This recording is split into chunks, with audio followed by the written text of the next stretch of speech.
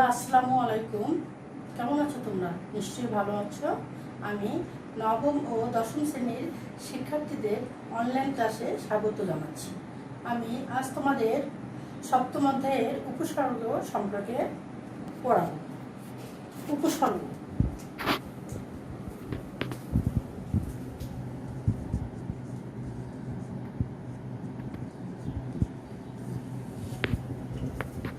এখন উপসর্গ আমরা প্রথমে জানবো উপসর্গ কি, উপসর্গ কাকে বলে, এর সংজ্ঞাটা কি। বাংলা ভাষায় এমন কতগুলো অব্যয়সূচক শব্দাংশ রয়েছে যেগুলো স্বাধীনভাবে পদ হিসেবে বাক্যে ব্যবহৃত হতে পারে না।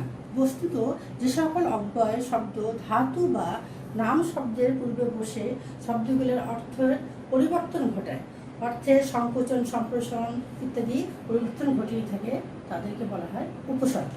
এই উপসর্গ আমি তোমাদের উপসর্গ সম্পর্কে একটু বোর্ডের দিকে তাকাও।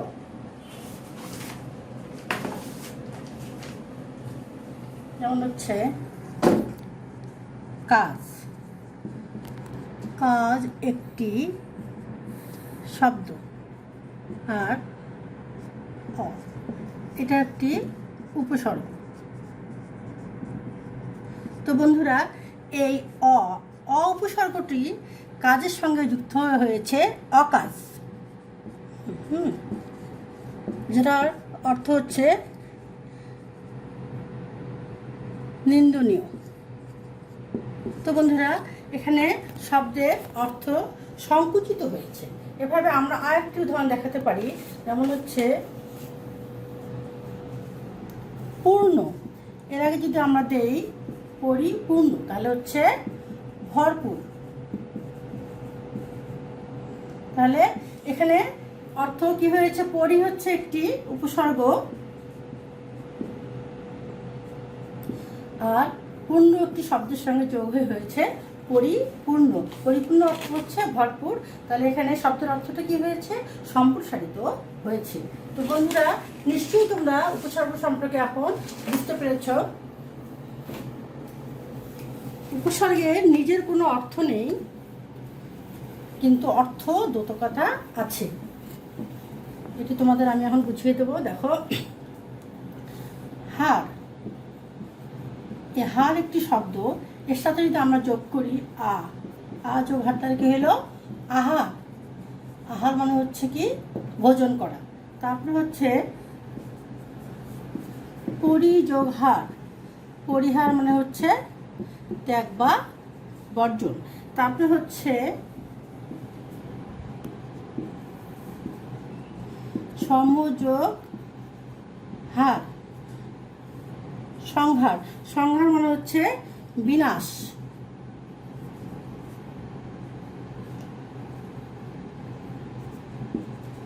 উপযোগ হার, উপহার।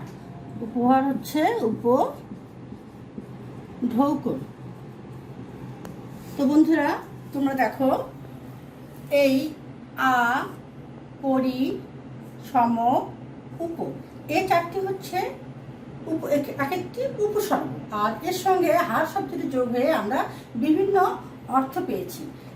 এরা যখন এই হার শব্দটি থাকবে না, তখন এর কোনো অর্থ থাকবে না। তাতে এতে আমরা ক্লিয়ার হচ্ছি যে উপসর্গের নিজস্ব কোনো অর্থ নেই, কিন্তু এরা অন্য একটি শব্দের সঙ্গে যোগ হয়ে যখন একটি অর্থপূর্ণ শব্দ তৈরি করবে, তখন একটি অর্থপূর্ণ শব্দ তৈরি হবে। এটাই হচ্ছে অর্থ দ্যোতকতা। এই জন্যই আমরা জানি যে উপসর্গের নিজস্ব কোনো অর্থ নেই, কিন্তু এরা অন্য একটি শব্দের সঙ্গে যোগ হয়ে একটি নতুন শব্দ গঠিত করে। ওইটাই হচ্ছে অর্থ দ্যোতকতা।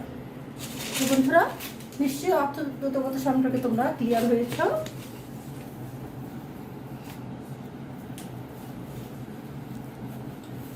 এখন আমরা আসবো যে উপসর্গ কয় প্রকার। উপসর্গ বন্ধুরা, উপসর্গ হচ্ছে 3 প্রকার। একটা হচ্ছে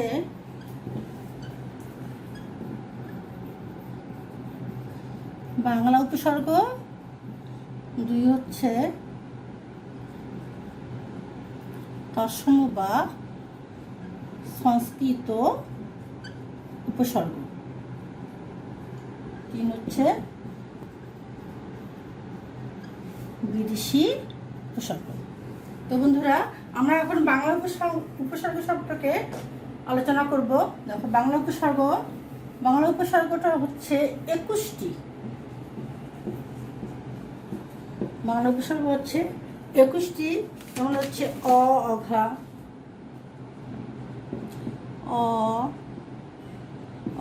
অঘা,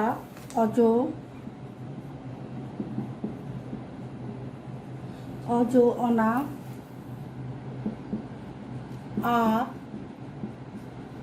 আর, আন,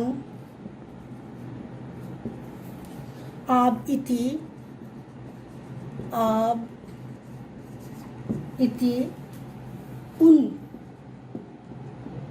উনাও বলা যেতে পারে।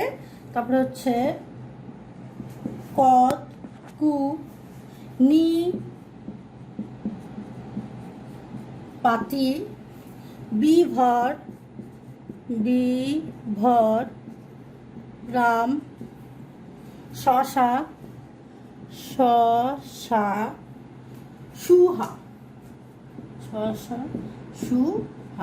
এই হচ্ছে বাংলা উপসর্গ হচ্ছে 21টি। বন্ধুরা, তোমরা সবাই একটু খেয়াল করো যে যেমন হচ্ছে তোমাদের একটা উদাহরণ দিয়ে বুঝিয়ে দিই আমি। হচ্ছে একটি উপসর্গ, অর্থগত কথা হচ্ছে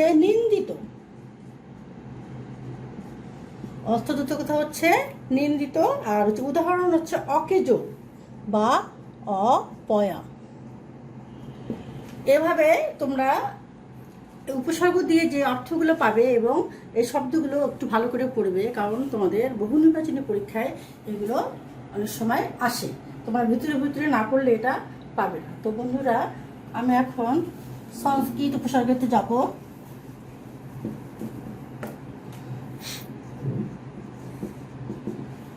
দুই নম্বর হচ্ছে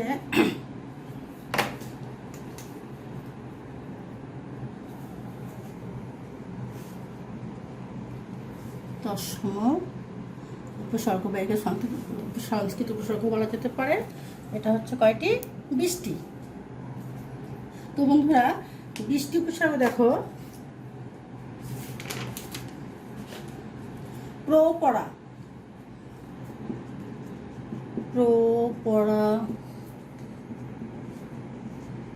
অপসম, প্রপরা, অপসমনি,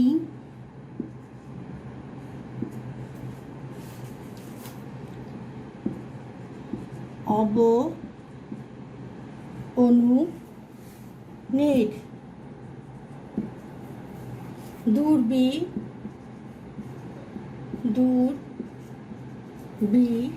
সু, পুত, অধি, পরি, প্রতি, উপ, অতি,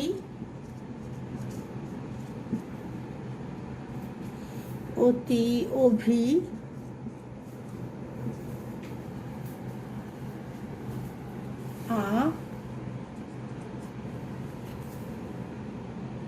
তো বন্ধুরা, তৎসম উপসর্গ হচ্ছে 20টি। প্রপরা, অপসমনি, অব, অনু, নির, দূর, বি, সু, উত, অধি, পরি, প্রতি, উপ, অতি, অভি, এই হচ্ছে 20টি। তো বন্ধুরা, আমি একটু উদাহরণ দিয়ে বুঝিয়ে দিচ্ছি। এখানে দেখো,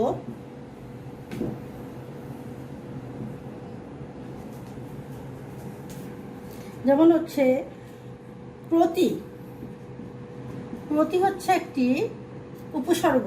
এটা হচ্ছে তৎসম উপসর্গ। প্রতি এর হচ্ছে সদৃশ্য, এর অর্থ হচ্ছে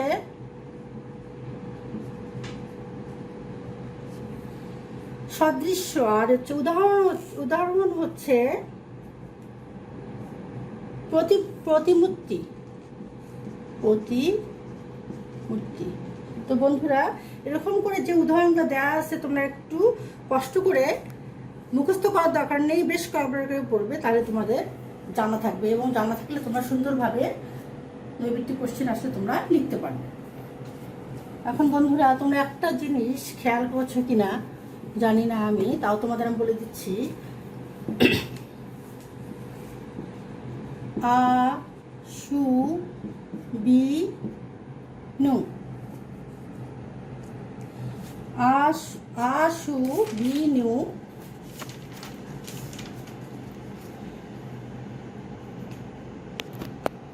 তো বন্ধুরা আশু বি নি, হ্যাঁ, এই এই চারটি উপসর্গ কিন্তু বাংলা উপসর্গও ছিল, সংস্কৃত উপসর্গেও ছিল। এই চারটি উপসর্গ দুটোতেই আছে। এখন বন্ধুরা, তোমরা হয়তো বলতে পারো যে আ সু বি নি এই চারটি উপসর্গ তৎসম শব্দেও পাওয়া যায়, বাংলা ও সংস্কৃত উপসর্গের মধ্যে কিন্তু একটা পার্থক্য আছে।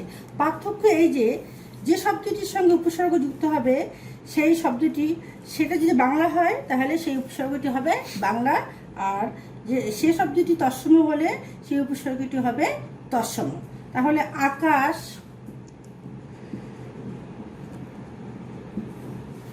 সুনজর, সুনজর, তারপরে হচ্ছে বিরামা,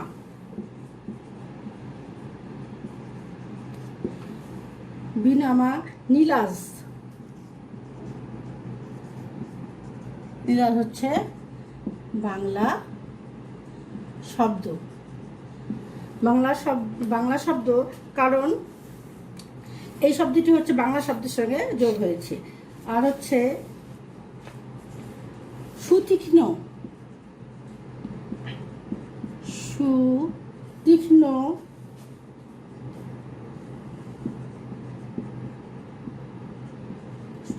আকণ্ঠ, সুতীক্ষ্ণ, বিপক্ষ, বিপক্ষ ও নিদাক, এই চারটি হচ্ছে তৎসম শব্দ, চারটি হচ্ছে তৎসম শব্দ।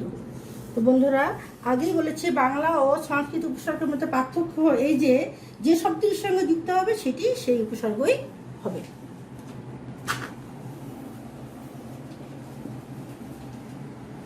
বন্ধুরা, আমি এখন তোমাদের যাব বিদেশি উপসর্গে।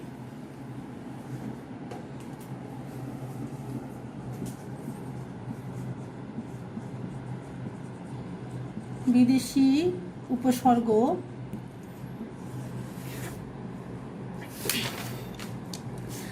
আরবি, ফার্সি, ইংরেজি, হিন্দি, এসব ভাষায় বহু শব্দ দীর্ঘকাল ধরে বাংলা ভাষায় প্রচলিত রয়েছে। এর কতগুলো খাঁটি উচ্চারণেও আবার কতগুলো বিকৃত উচ্চারণেও বাংলায় ব্যবহৃত হয়। ফার্সি উপসর্গ যেমন দেখো, ফার্সি উপসর্গ বন্ধুরা আমাদের বইয়ে 10টা দেওয়া আছে। আমি তোমাদেরকে একটা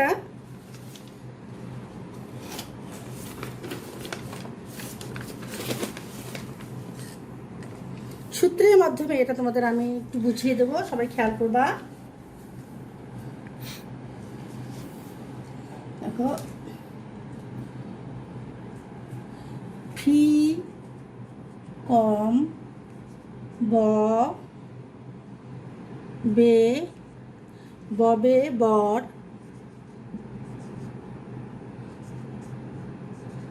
বদ না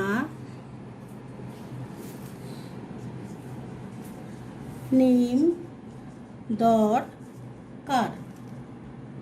বন্ধুরা দেখো, ফি কম ব বে বর বদ না নিম দর কার।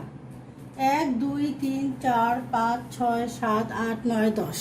বন্ধুরা, তোমাদের বইয়ে 10টি উদাহরণ দেওয়া আছে। হ্যাঁ, যেমন হচ্ছে, সবাই একটু দেখো, ফি কম ব বে বর বদ না নিম দর কার। এই 10টি ফার্সি উপসর্গই তোমাদের বইয়ে দেওয়া আছে, তোমরা এই সূত্রের সাহায্যে এটা মনে রাখবে। তারপর হচ্ছে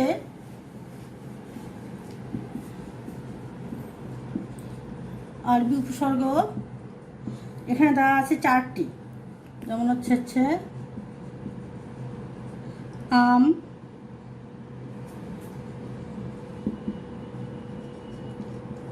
খাস, লাগর,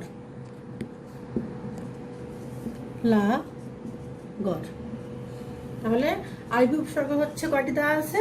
4টি, যেমন হচ্ছে আম, খাস, লাগর। তো বন্ধুরা আমরা কি কি পেলাম? আমরা ফার্সি পেলাম, আরবি পেলাম, এখন ইংরেজি। আর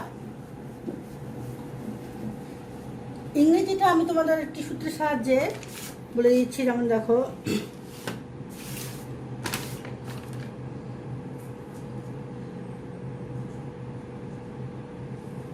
এটা হচ্ছে ইংরেজি।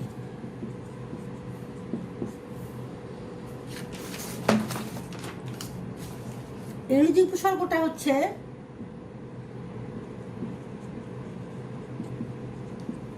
সূত্র দেখো, হেডমাস্টার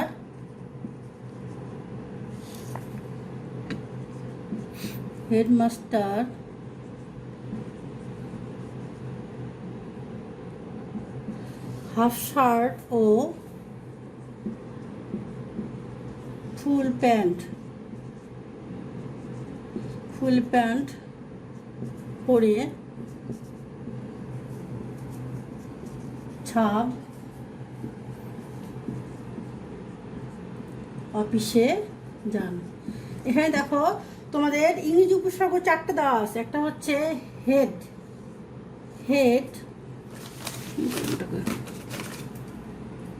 বন্ধুরা বুঝে দেওয়া নীলকম লিখেছে হেড, তারপরে হচ্ছে হাফ, ফুল, আর হচ্ছে কি সাপ। এই 4টি তোমরা এই সূত্র দিয়ে পড়তে পারো। হেডমাস্টার হাফ শার্ট ও ফুল প্যান্ট পরে ছাপ অফিসে যান। তো বন্ধুরা এরপরে আমরা ইংরেজির পরে একটা আছে উর্দু ও হিন্দি উপসর্গ। উর্দু ও হিন্দি উপসর্গ, যেমন হচ্ছে হর অর্থ হচ্ছে প্রত্যেক অর্থে, যেমন হচ্ছে হর হামেশা, যেমন হচ্ছে হর হামেশা। তো বন্ধুরা বিদেশি উপসর্গে আমরা কি কি পেলাম? ফার্সি, আরবি, ইংরেজি আর উর্দু, হিন্দি উপসর্গ যুগে। এই তো মোটামুটি আমাদের সব আলোচনা করা হয়ে গেল। তো বন্ধুরা তোমরা এই উপসর্গ, এই অধ্যায়টি খুব ভালো করে পড়বে। কারো যদি কোনো সমস্যা থাকে তাহলে আমি অবশ্যই তোমাদেরকে বাসায় ভালো করে পড়বে। স্কুলে যখন আসবে তখন তোমাদেরকে আমি সেই সমস্যাগুলো সমাধান করে দেবো। এখন একটি বাড়ির কাজ নাও বন্ধুরা।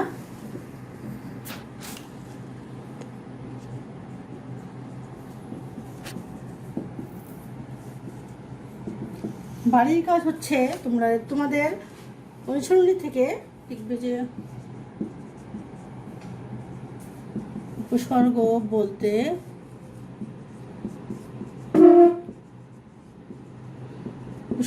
কি বোঝো?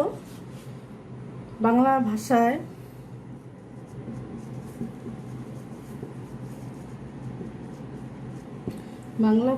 কয় শ্রেণীর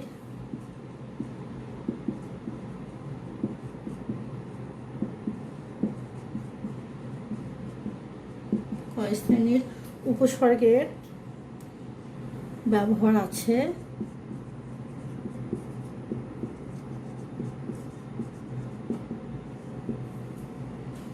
প্রত্যেক শ্রেণীর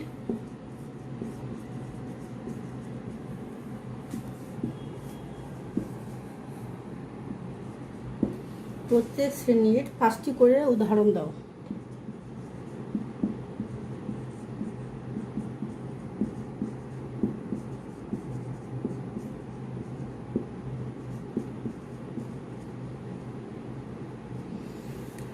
বন্ধুরা, এই কোশ্চেনটা তোমরা রেডি করে রাখবে।